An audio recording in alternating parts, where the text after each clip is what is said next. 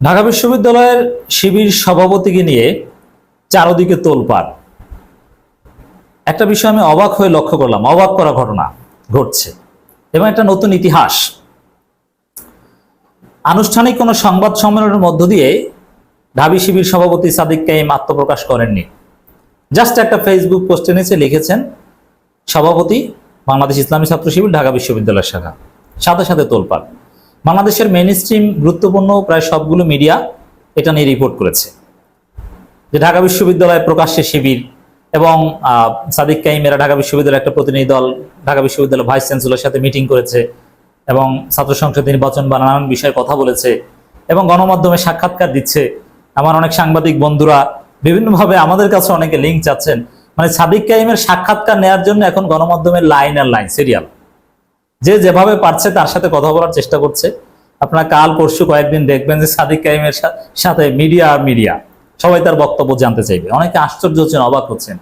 যেই সমন্বয়ক কিছুদিন আগেও সমন্বয়ক পরিচয় টকশোতে গেল এবং তার একটা টকশো ভাইরাল হয়েছে, শহীদদের নিয়ে কথা বলতে গিয়ে আবেগপ্রবণ হয়ে গিয়েছিলেন।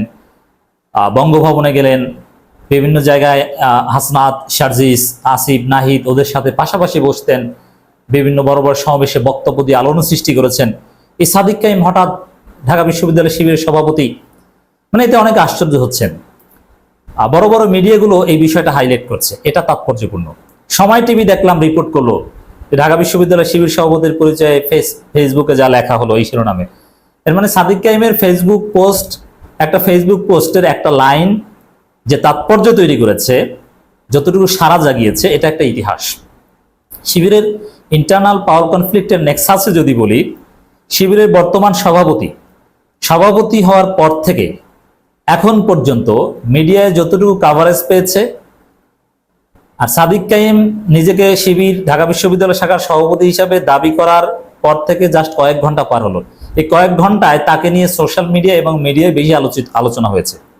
অনেক মিডিয়ায় দেখলাম যে সাদিক কাইমের বৈষম্যবিরোধী ছাত্র আন্দোলনের প্রোগ্রাম চলাকালীন সময় বিভিন্ন বক্তব্য এখন ঢাকা বিশ্ববিদ্যালয়ের শিবির সভাপতির বক্তব্য হিসেবে থাম্বনেল দিয়ে প্রচার করছে এবং মানুষ দেখছে।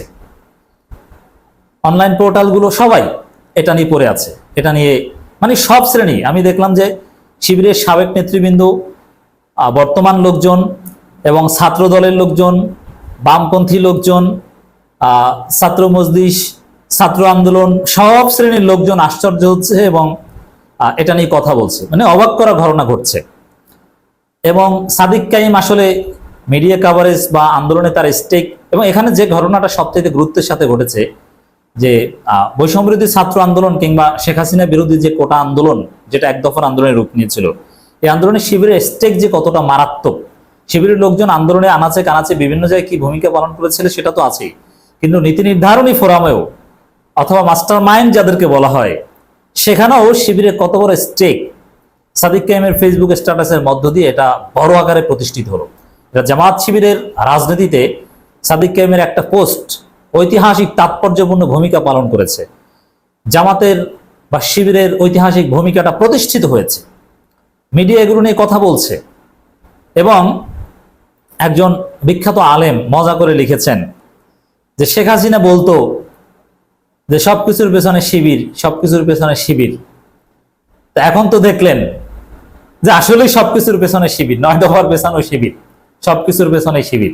তাহলে আসল বুজুর্গ কে? শেখ হাসিনা না আপনারা? শেখ হাসিনাই তো আসল বুজুর্গ। শেখ হাসিনা তো সঠিক বলেছিল।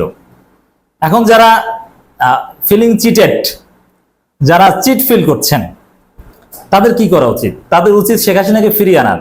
শিবির শেখ হাসিনাকে পতন ঘটিয়েছে শিবিরের পরিকল্পনায়। আওয়ামী লীগ এতদিন যা বলতো সব জামাত শিবির নিষিদ্ধ করা উচিত, আসলে আওয়ামী লীগ ঠিকই বলতো। এখন কি করা উচিত তাহলে? শিবির সমগ্র জাতিকে ঘোল খাওয়াইছে, ফিলিং চিটেড বানাইছে। তাহলে এখন কি করা যায়? এখন করা যায় হাসিনাকে ফিরিয়ে আনা যায়, যে হাসিনা শিবির আপনাকে এই দেশ থেকে তাড়িয়ে দিয়েছে, শিবিরের কারণে আপনার এই অবস্থা হয়েছে, পর্দার অন্তরালে কাউকে বুঝতে না দিয়ে শিবিরেই কাজ করেছে, অতএব আপনি আসুন, আবার গণভবন চালু হোক, আপনি প্রধানমন্ত্রী হন। যারা ফিলিং চিটেড তাদের জন্য করণীয় হচ্ছে এটা। যাই হোক দর্শক, এখন পর্যন্ত এই কয়েক ঘন্টা যা ঘটলো জামাতের রাজনীতিতে, হাসিনা পতন আন্দোলনে জামাতের স্টেক নির্ধারণে একটা তাৎপর্যপূর্ণ ঘটনা ঘটেছে, অবাক করা ঘটনা ঘটেছে। সাদিক কাইমকে ধন্যবাদ একটা নাড়া দেওয়ার জন্য রাজনীতিতে সমগ্র রাজনীতি নড়ে চড়ে বসেছে এক সাদিক কায়েমকে কেন্দ্র করে। এখন জামাতের সামনে আসল পরীক্ষা, জামাত তো সামনে আনলো।